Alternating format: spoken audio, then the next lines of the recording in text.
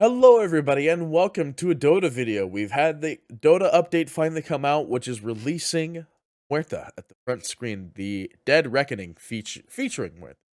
There's an event that comes out with her, as well as the fact that there is a new chest, and we're going to be looking at that chest in this particular video. So first and foremost, let's go ahead and jump into it. The first thing in the chest is literally the chest itself. I believe it is literally called the Dead Reckoning chest, like the event is literally called Dead Reckoning.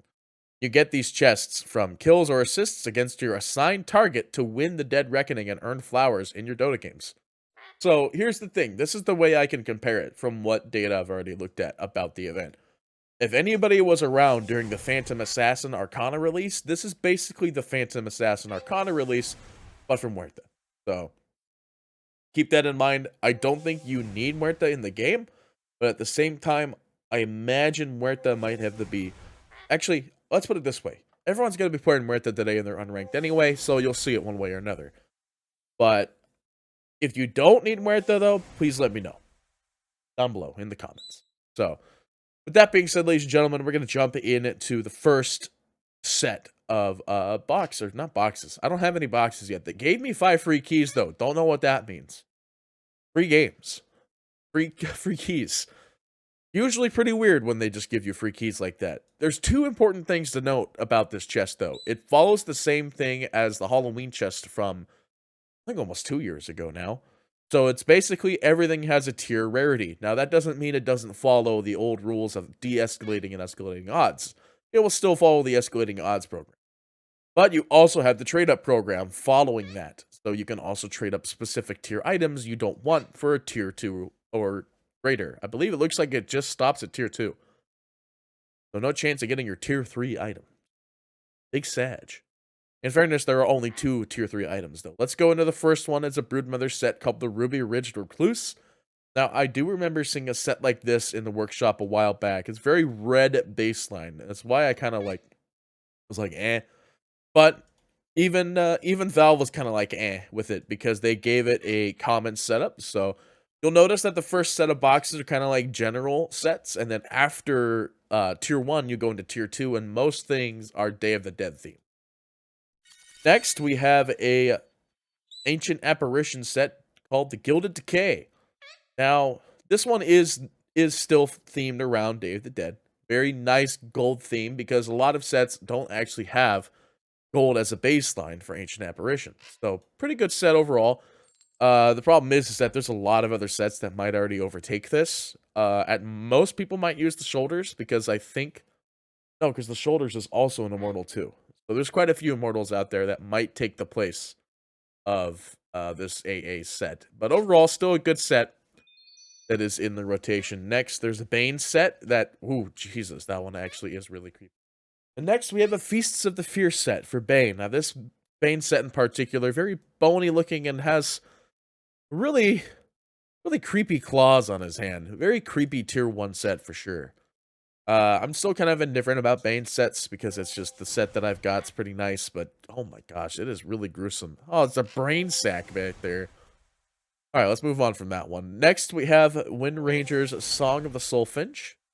This one's a little bit more of an open set for Wind Ranger, gives her a little bit more of an open kind of body in comparison to the rest of her sets. Very feathery, as the whole point of the Soulfinch port.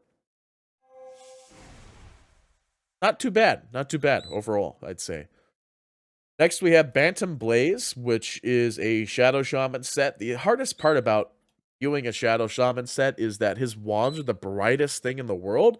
So if you're trying to look at the set from the front, at least from this perspective, it's so hard to look at. So next we have Bantam Blaze Shadow Shaman set. Like I said, very hard to look at from the front perspective because of the wands, but overall not too bad. I like this clarity on his back.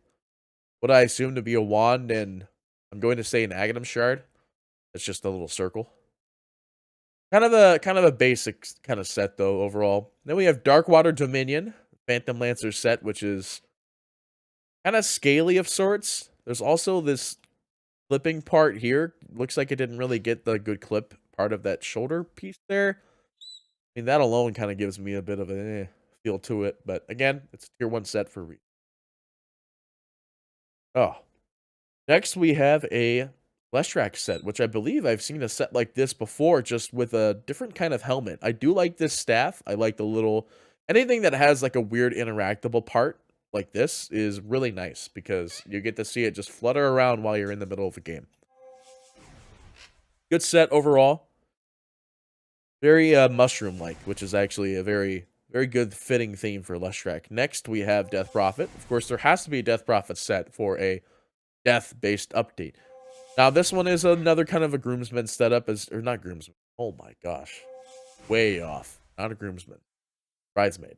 It's kind of a bridesmaid setup, where it's got like the roses on the front. Very good base setup here with very fluttery shoulder pads, as you can see here. He's got like little vampire dudes hanging out on the corner there. Very nice. Next, we get into the tier 2 sets. Dead Heat Forlina, which you can see it right off the get-go. You got the Muerta headpiece, basically.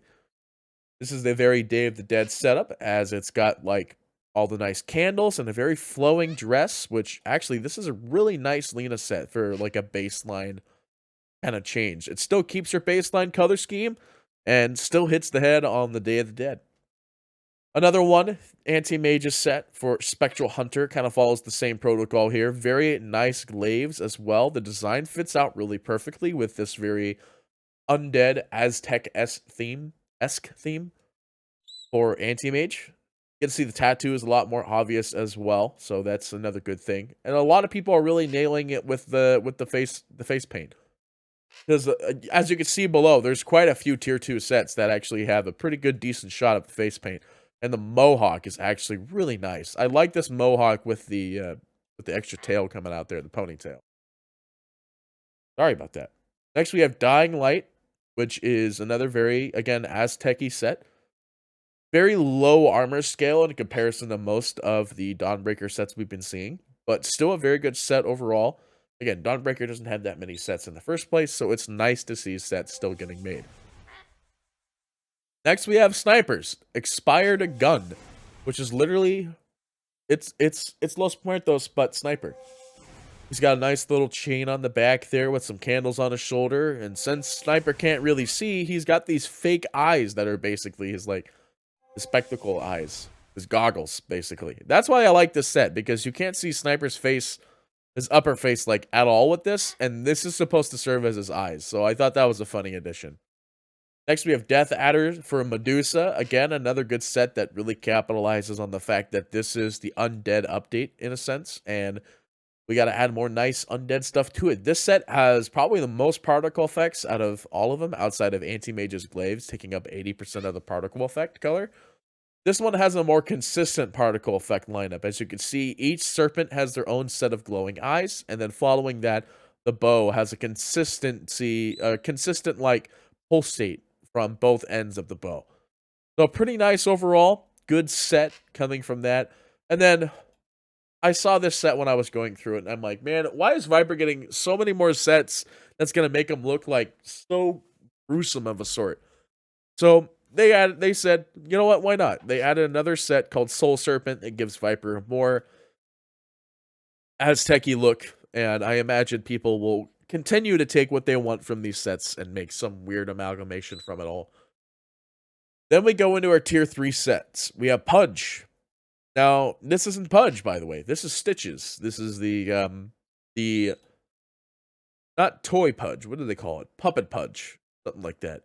This is the Puppet Pudge set, in a sense. Now, what I don't know is if this gives people the baseline Pudge outfit that you could use.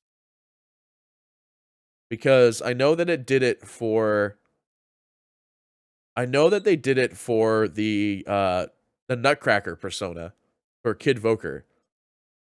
So they might do it for Pudge as well. I imagine so. And then, last but certainly not least, is Io's Altar Ball, which literally turns him into an Aztec ball of a sort. And it does change all of his animations as well. Like, as you see here, the tether is different. The spirits will be different. Overcharge.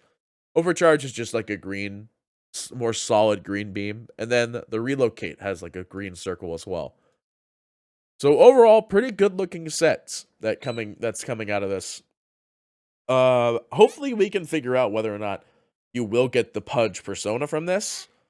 I imagine they wouldn't release it without people getting the chance at having Persona in the first place.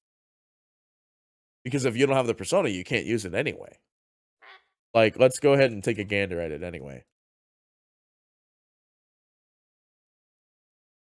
Yeah, it looks like the only thing here is that pudge set too. So it's hopefully they give it to people. Hopefully they find a way to make it happen. I imagine they'll do it the same way they did last time and just give people the Persona when they get the rare. But it looks like that's the rares that come out from that box entirely. So looks like it's pretty straightforward box. You have to earn the boxes though. You can't buy them out. You might be able to list them down the line, but right now you gotta earn them. So with that being said, that is the end of this video. Thank you so much for watching. I hope you enjoyed the this Dota 2 kind of box review. Eventually we'll do an unboxing when I have enough boxes. If I get enough boxes. Probably not.